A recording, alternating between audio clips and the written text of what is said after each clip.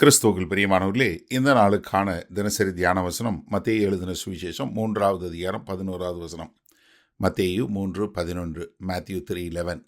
மனம் திரும்புதலுக்கென்று நான் ஜலத்தினால் உங்களுக்கு ஞானஸ்நானம் கொடுக்கிறேன். எனக்கு பின் வருகிறவர் என்னிலும் வல்லவராய் இருக்கிறார். அவருடைய பாதரட்சைகளை சுமக்கிறதற்கு நான் பாத்திரன் அல்ல. அவர் பரிசுத்த ஆவியினாலும் அக்கினியினாலும் உங்களுக்கு ஞானஸ்நானம் கொடுப்பார்.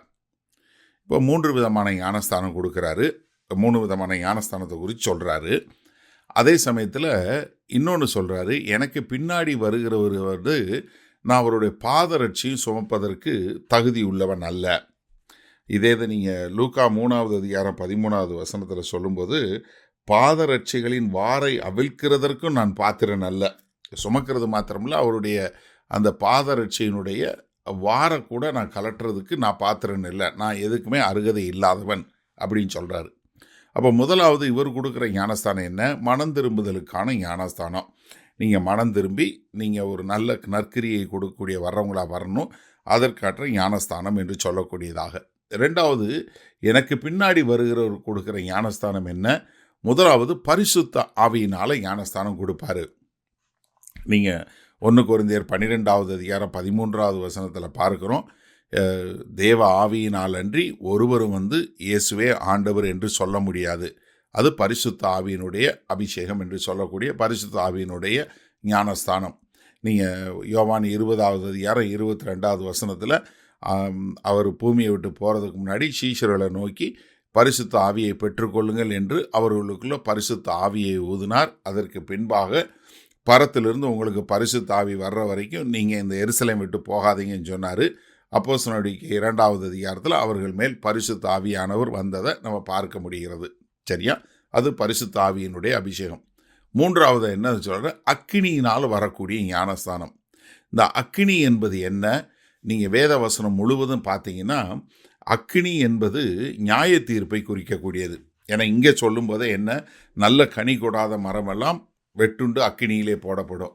அப்போ அக்கினி அபிஷேகம் என்பது இன்றைக்கு நம்மளுடைய திருச்சபைகளில் தவறுதலாக பயன்படுத்தக்கூடியது. அக்கினி வருது, அக்கினி அபிஷேகம் சொல்லக்கூடியது. அக்கினி அபிஷேகம் என்பது என்ன? நியாய தீர்ப்பை குறிக்கக்கூடியது. நீங்கள் வேதவசம் முழுவதும் வசனங்கள் முழுவதையும் நீங்கள் எடுத்து பார்த்தீங்கன்னா தெரியும், அக்கினி என்பது நியாய தீர்ப்பை குறிக்கக்கூடியது. அந்த நியாய தீர்ப்பு எங்கே? கடைசியாக வரக்கூடிய இயேசு கிறிஸ்துனுடைய வருகைக்கு பின்பாக ஒரு நியாய தீர்ப்பு உண்டாக போகுது. அப்பொழுது அக்கினி அவர்களை பட்சிக்கக்கூடியதாக, அவங்க வேகாத அக்கினியில் எப்பொழுதும் அவங்க இருக்க போகக்கூடிய ஒரு காரியத்தை நம்ம பார்க்குறோம். அப்போ இயேசு கிறிஸ்து பரிசுத்த ஆவியின் மூலமாய் தன்னை விசுவாசிக்கிறவர்களுக்கு அபிஷேகம் பண்ணுவார், ஞானஸ்தானம் கொடுப்பார். தன்னை விசுவாசிக்காத மனம் திரும்பாத மக்களுக்கு என்ன? அக்கினியின் மூலமாய் அவர்களுக்கு நியாய தீர்ப்பு வழங்கப்படும் என்பதை தான் இங்கே யோவான் ஸ்நானகன் மிக தெளிவாக சொல்லி கொடுக்கிறார். சரி, இந்த நாளில் இந்த வசனத்தை நம்ம எப்படி எடுத்துக்கொள்வது? எனக்கு அருமையானவர்களே, இந்த புதிய ஏற்பாட்டு காலத்தில் வாழுகிற நமக்கு 2 தான். ஒன்று, நீங்கள் கர்த்தராகிய இயேசு கிறிஸ்துவை ஏற்றுக்கொண்டு, ஏன்னா யோவான் 14:6 சொன்னார், நானே வழியும் சத்தியமும் ஜீவனமாய் இருக்கிறேன், என்னை அல்லாமல் ஒருவனும் பிதாவினிடத்தில் வரான்.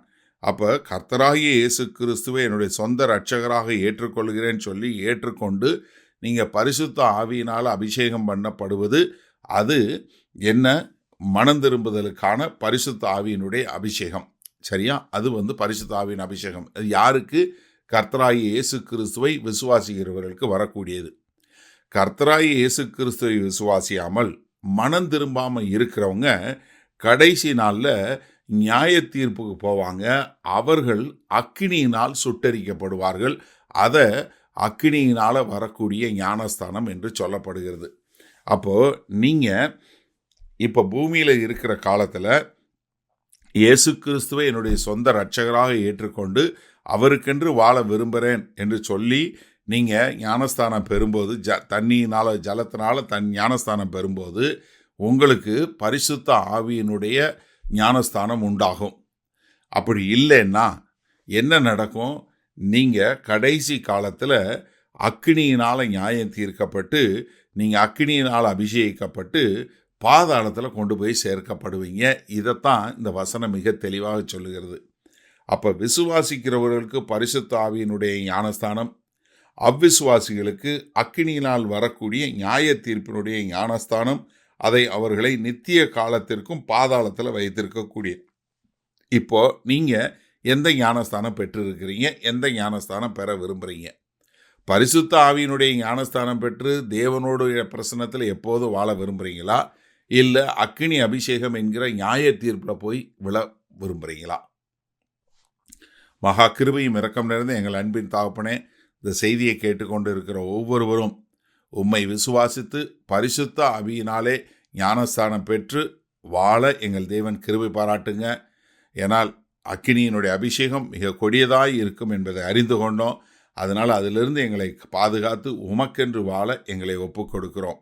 மீட்பெரும் இரட்சகருமாகிய இயேசு கிறிஸ்துவின் மூலம் பிதாவே, ஆமேன். கர்த்தர் உங்களை ஆசீர்வதிப்பாராக. நாம் இன்று மாலை மன்னால சந்திப்போம்.